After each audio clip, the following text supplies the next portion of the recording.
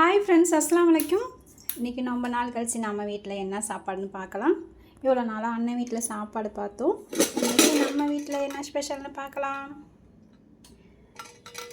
சாப்பாடு, அப்புறம் வாழைப்பூ முருங்கைக்கீரை பொரியல், அப்புறம் பார்த்தீங்கன்னா ரசம். ரொம்ப நாளாச்சு ரசம், அதனால் ரசம். அப்புறம் தால்ச்சா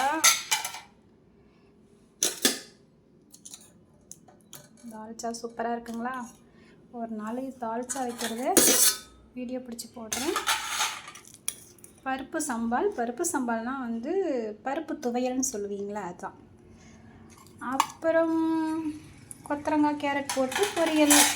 அவ்வளோதான் இன்றைக்கி நம்ம வீட்டில் வெள்ளிக்கிழமை ஸ்பெஷல்.